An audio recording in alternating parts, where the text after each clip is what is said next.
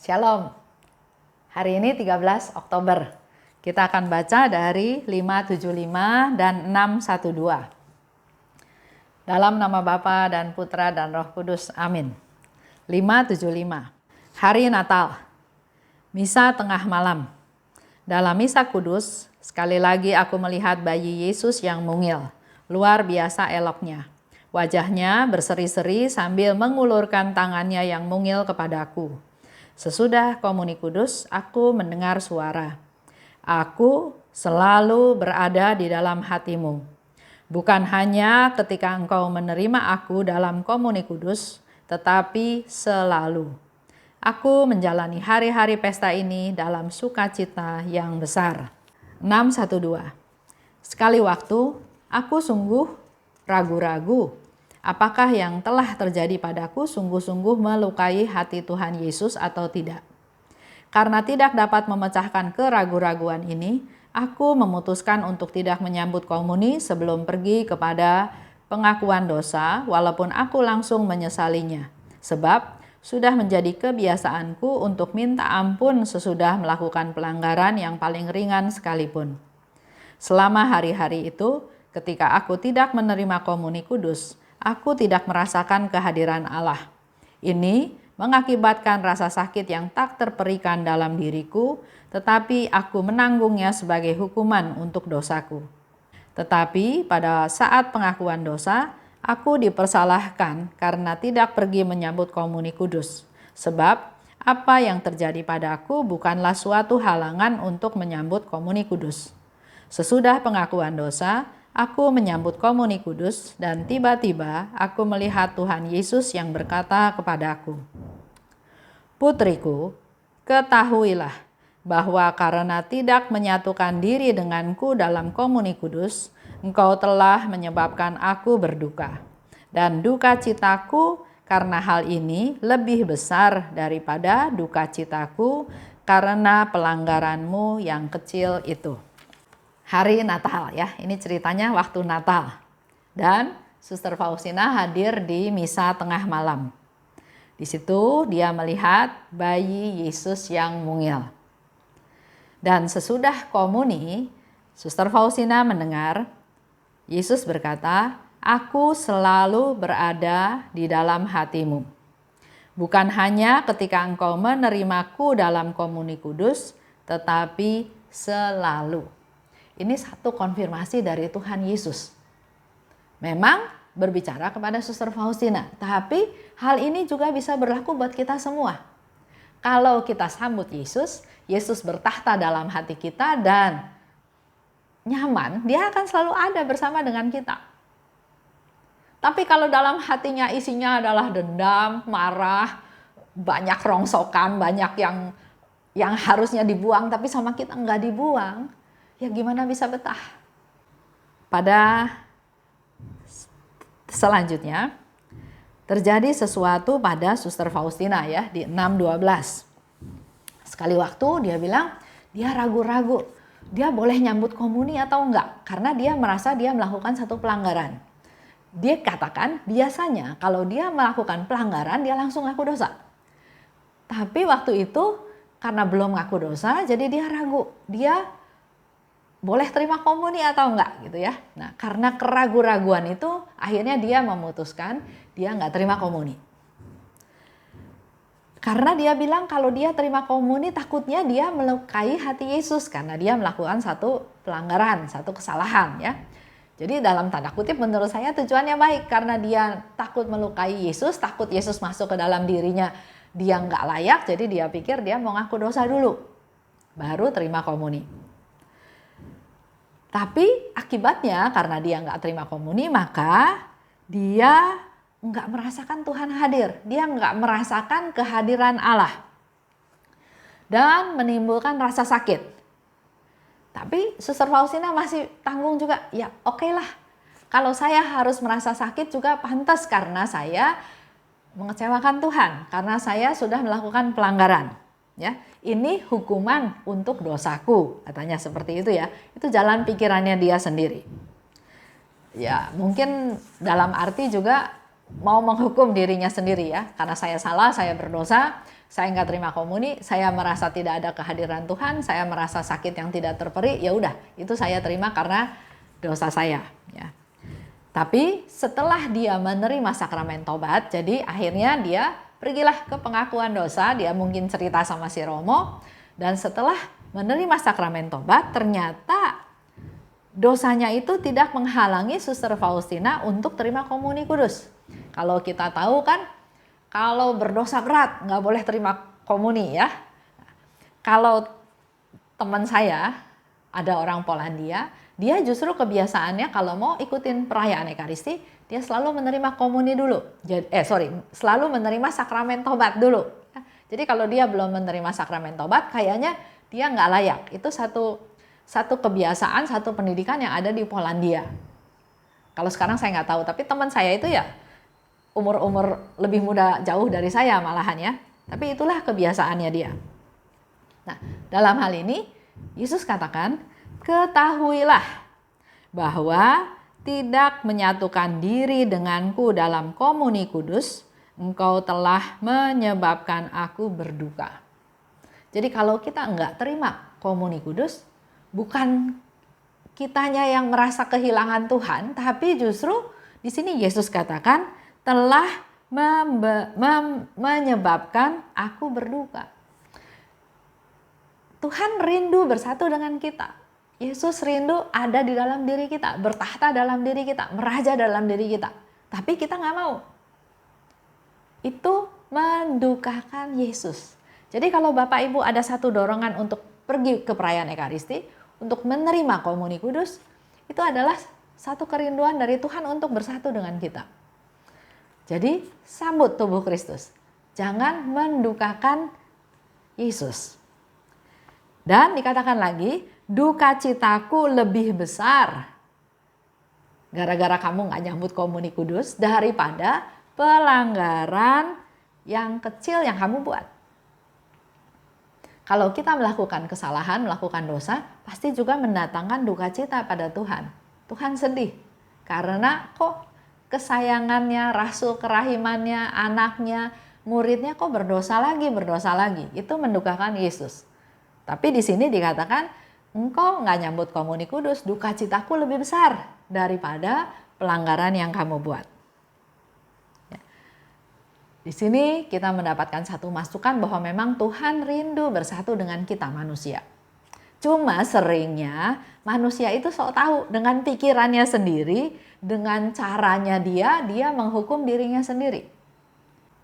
Padahal sikapnya dia itu lebih membuat Yesus berduka, bukan malah Yesus jadi senang. Ya.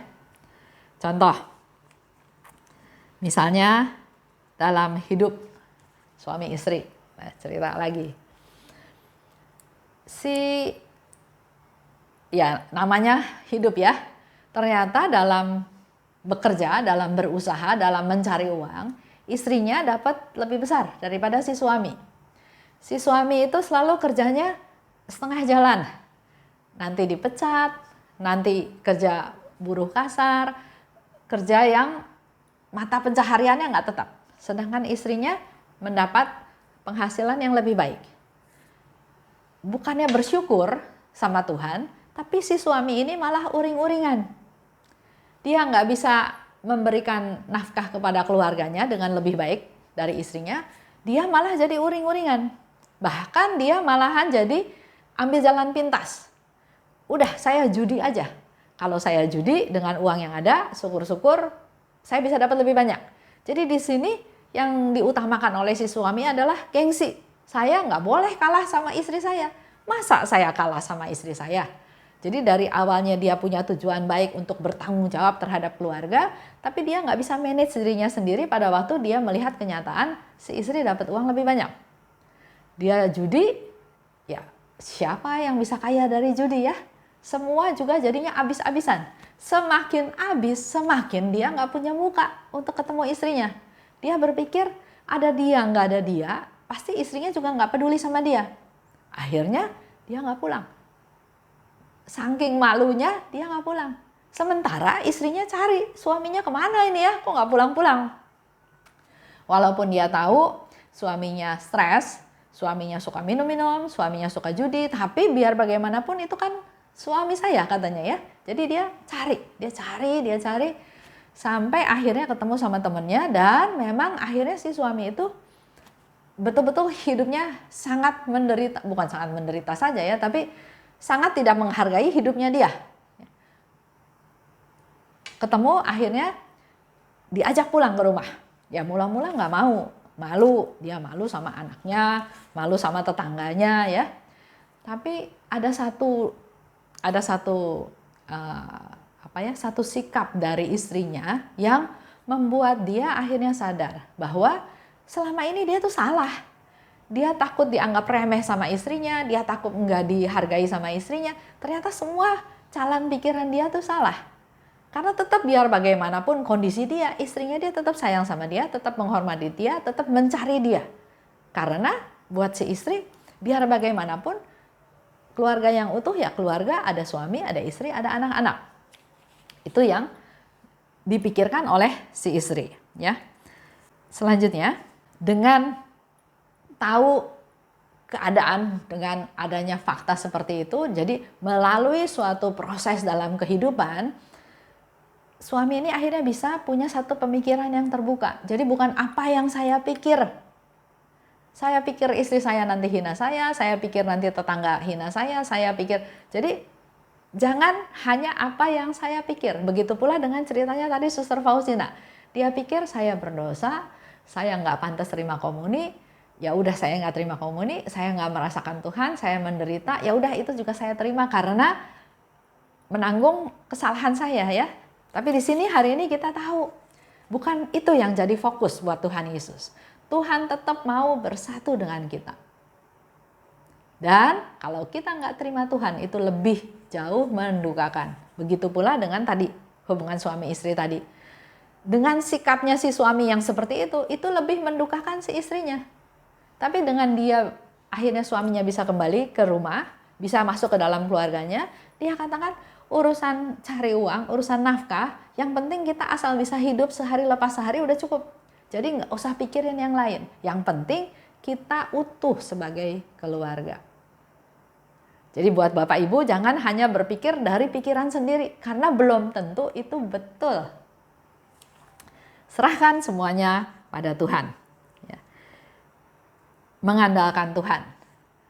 Mencari pencerahan. Kalau memang faktanya seperti itu, ya kita juga mungkin Tuhan memang menghendaki kita untuk belajar menerima fakta, menerima keadaan. Saya tutup dengan satu cerita ya. Dulu saya punya bos. Bos saya itu sangat mengutamakan gengsi. Jadi walaupun lagi nggak ada uang, tapi dia nggak mau ketahuan bahwa dia nggak ada uang. Jadi kalau ada orang minta sumbangan atau ada temennya datang mau pinjam uang atau banyak hal ya, termasuk juga mencari sumbangan untuk kegiatan ini kegiatan itu, walaupun dia nggak ada uang tapi dia nggak mau kelihatan dia nggak ada uang. Di situ saya menyimpulkan, waduh ternyata untuk mempertahankan gengsi harganya mahal sekali. Gengsi supaya tetap dianggap punya uang, padahal nggak punya uang. Jadi buat kita semua bersyukur masuk ke dalam devosan kerahiman ilahi. Kita diajarin sama Tuhan bukan hal-hal duniawi yang dipentingkan. Dianggap sinting, oke. Dianggap nggak bisa apa-apa, oke. Sama seperti Suster Faustina. Bahkan Suster Faustina bilang biar dia jadi bunga violet yang kecil. Bahkan dia bilang biar keharuman dia itu hanya Tuhan yang tahu. Orang lain nggak usah tahu. Ya. Puji syukur Tuhan masukin kita ke dalam devosi ini sehingga kita belajar terus dari Yesus yang rendah hati, belajar dari Suster Faustina yang rendah hati, belajar menyangkal diri, dan terutama kita belajar bagaimana memberitakan kerahiman Tuhan. Satu-satunya cara yang gampang atau yang juga sebagian orang anggap susah adalah mengampuni. Oke. Saya tutup ya. Dalam nama Bapa dan Putra dan Roh Kudus. Amin. Allah Bapa yang Maha Baik, terima kasih karena pada hari ini kami boleh membahas pembicaraan antara putramu Tuhan kami Yesus Kristus dengan Santa Faustina. di mana Yesus katakan bahwa Tuhan Yesus akan selalu ada di dalam hatinya Suster Faustina. Selalu. Kami percaya Tuhan, Engkau juga rindu untuk bertahta, untuk ada di dalam hati kami masing-masing. Oleh sebab itu, kami serahkan keberadaan kami, hati kami, biarlah Engkau mau bertahta dalam diri kami masing-masing sebagai Raja, sebagai Allah yang Maha Rahim. Dan juga Bapa, kami mohon rahmat-Mu, mampukan kami juga Tuhan untuk bisa hidup mengandalkan Engkau. Bukan hanya mengandalkan pikiran sendiri, pendapat sendiri, yang justru malah salah. Tapi berilah kami pencerahan, berilah kami kerendahan hati, berilah kami keterbukaan, agar kami mau bersandar padamu, bertanya padamu, mengandalkan Engkau untuk langkah-langkah kami selanjutnya. Kami mau berdoa juga Tuhan untuk teman-teman kami, untuk mereka-mereka yang masih mempertahankan gengsi. Ternyata gengsi itu sangat mahal Tuhan dan sangat merugikan. Urapi mereka, jamah mereka, berilah mereka kesadaran bahwa bukan itu yang menjadi tujuan hidup kami semua di dunia ini, tapi melaksanakan kehendak-Mu. Terima kasih Bapa, dalam nama Yesus kami berdoa dan bersyukur. Amin. Dalam nama Bapa dan Putra dan Roh Kudus. Amin. Salam kerahiman.